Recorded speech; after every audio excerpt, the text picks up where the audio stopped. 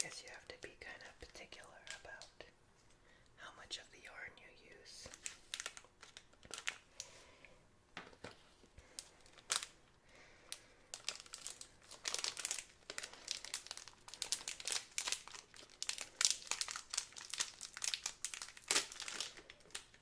That's definitely a crinkly package. There's a little highlighter type thing, and I think I remember from the box that this is the blush marker, so just kind of an overrated highlighter. Got some glue and some little pom-poms and some beads that I'm not going to take out because I'll probably lose them all.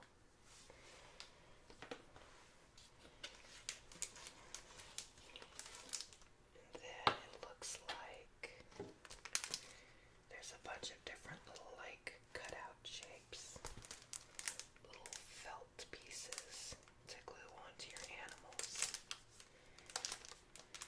Let's see what one of them looks like. So it's not felt. I thought that it would be, but it's clearly kind of paper. Not even that thick of paper, honestly. I mean, thicker than what you would find on, like in a computer thing, printer paper, but it's not cardstock level either. Look at this. That little tiny circle is a big snout. So you get to glue that onto your little pom-pom critter.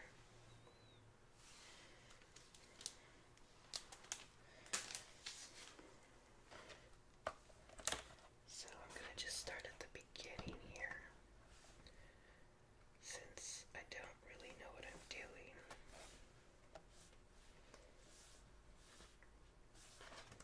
Let's see here. You'll need a fork, scissors, fingernail clippers, and a comb. Well, I got the scissors, but I did not, and a fork. So, got a fork. We'll see if I need the other things for this video or not. I think that's sort of like for the entire book. Those are the only supplies you need.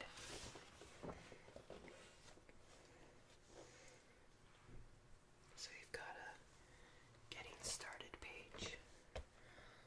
Lots of little tips and stuff.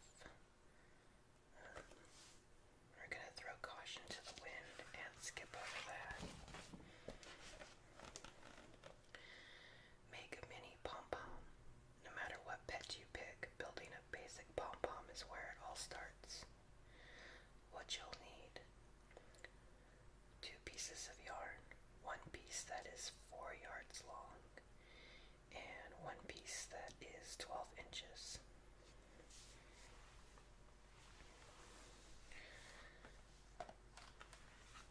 And I saw the little piggy snout, so since I've already kind of punched that one out, I'll make a pink pom-pom for my first try here, and hope that it's good enough to use on an animal.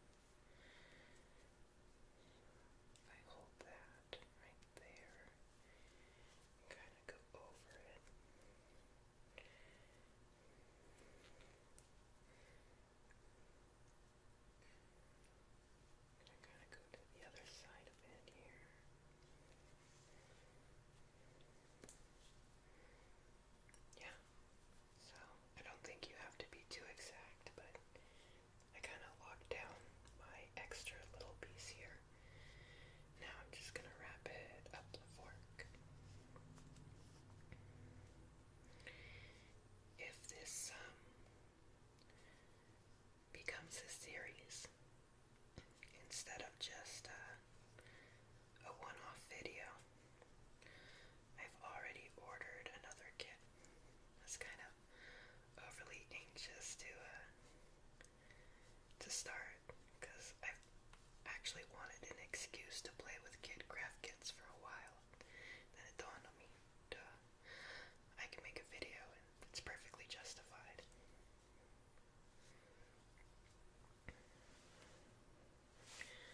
So this is actually quite a bit of yarn. I'm kind of going up and down and back and forth, which I think is what the book said to do.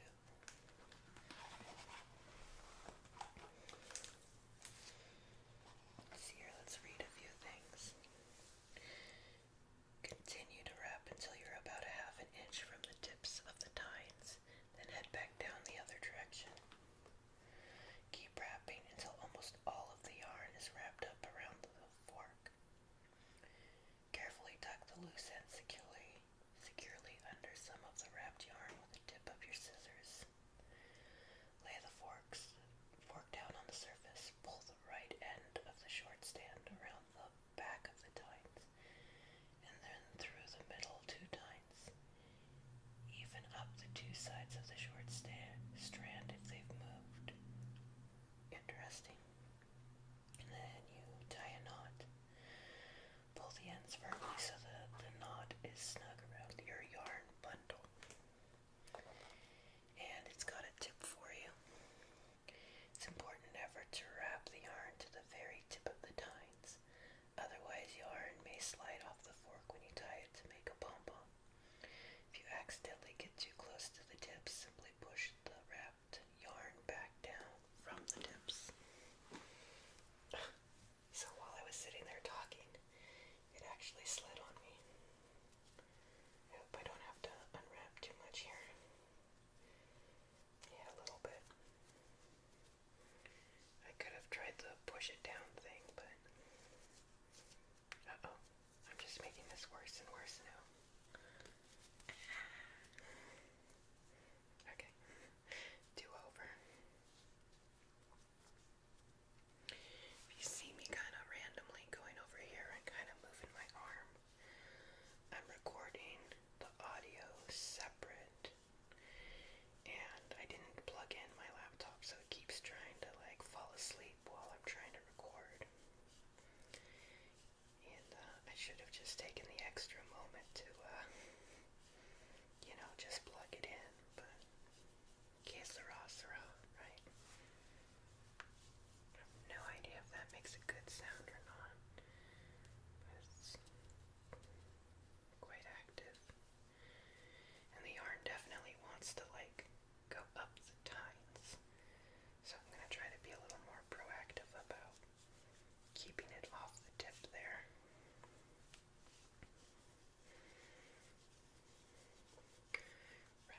Wrapping.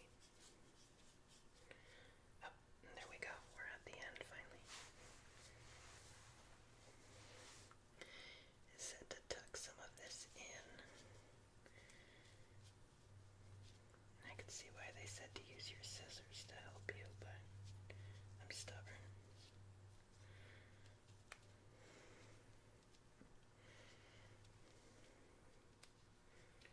Maybe being stubborn was not a good call here. Come on. I can do it. I can do it. Maybe. Oh, there we go. So we've kind of got some of that just sort of tucked in under some random strands here. I don't think it has to be an exact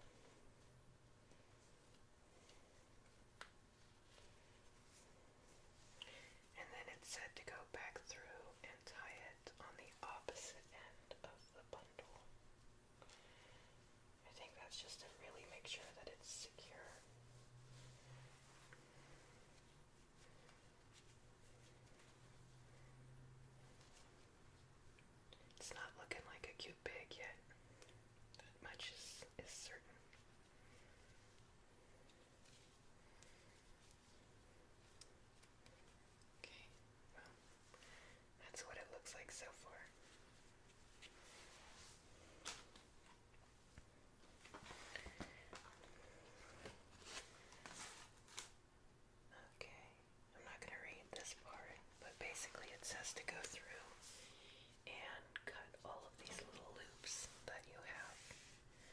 So that should be a fun sound. And I'm going to go ahead and kind of alternate sides here to keep everybody interested or engaged with the noise.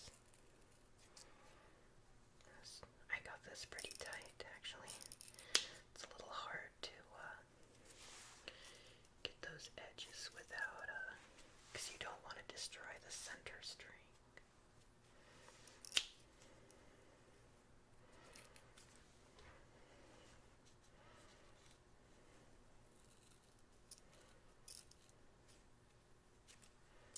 That's a really tight little bundle.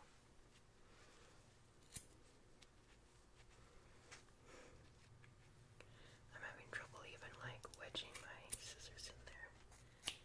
Part of that problem is I have my big kitchen scissors instead of, normal craft scissors, so I think the metal might be too thick,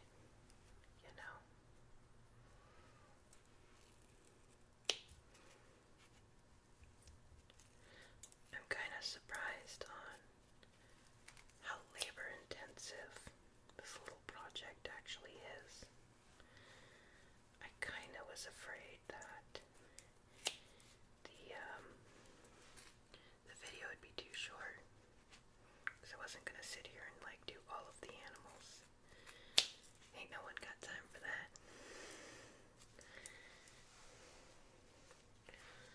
So I was like, well, even if it's a short video, it's a good sort of sample video, but I don't think I'm going to have to worry about that. Looks like we're coming up to almost 20 minutes already.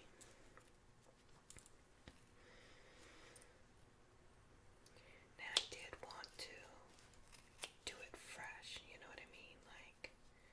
I could have opened up the kit and made a couple of guys ahead of time so that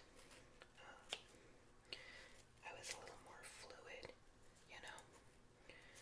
But I had a feeling that part of the fun would be to see what kind of mistakes I make just by forging ahead there and doing whatever I felt like doing. So, let me know in the comments below what you feel about that. Would you prefer if I was more prepared? Or do you kind of like the fact that we're exploring this craft kit together?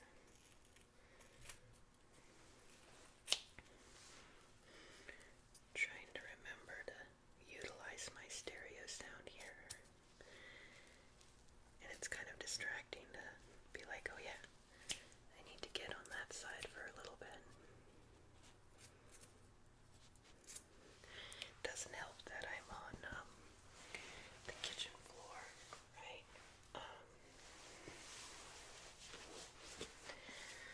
I did that because the best lighting is right here, so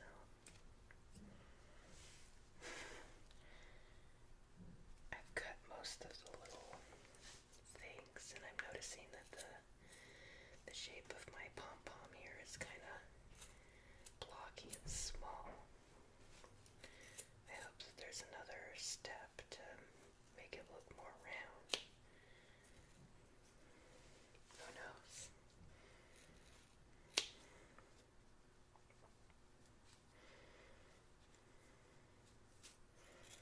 I can also feel my headband is trying to slip down here. I didn't feel like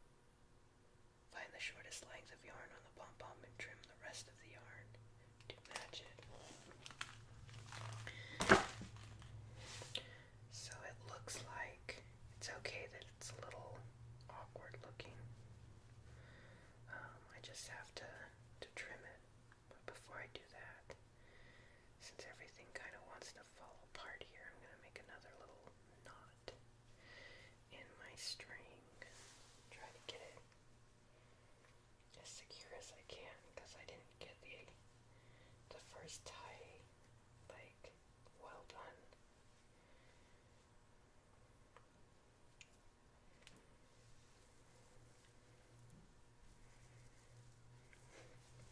Alright, so the book says that it's okay that it's a little odd looking, as long as I've got all the little bits sort of trimmed. I'm just gonna kind of go through and tighten it up with the scissors. One thing I'm noticing is that this, using the fork as your, like, little thing to create the pom-pom means that the little pom-pom's not very big. I feel like I could do a better job if I had a different device for wrapping the yarn around. If I remember right, I saw online a pom-pom tutorial that, whatchamacallit, used a toilet paper roll instead. So maybe someday I'll give that a go.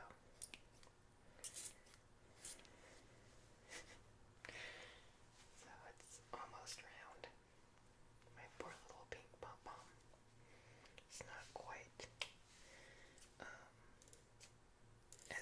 as good looking as the ones online. But remember, I lost quite a bit of yarn. So it's just not full enough, I think.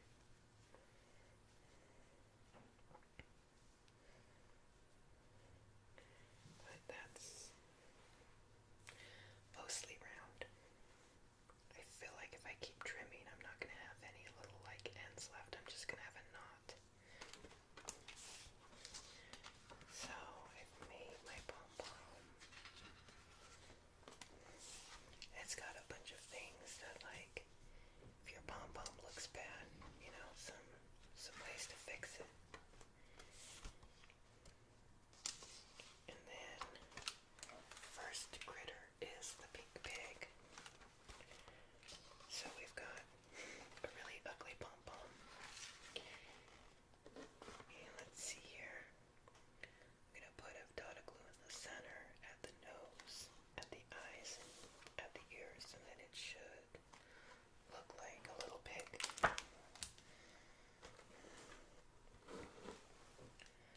So let's see here.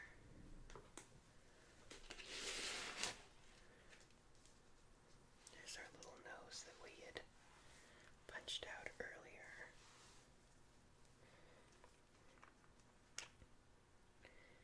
This is definitely a different sort of video. I don't feel very prepared, and it's starting to bug me. Listen to that glue. I think it's mostly air in the bottle.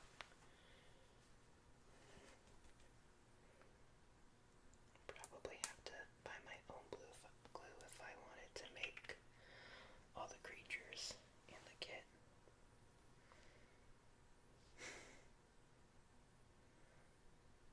I think adding the nose helps. It could just be a snout creature.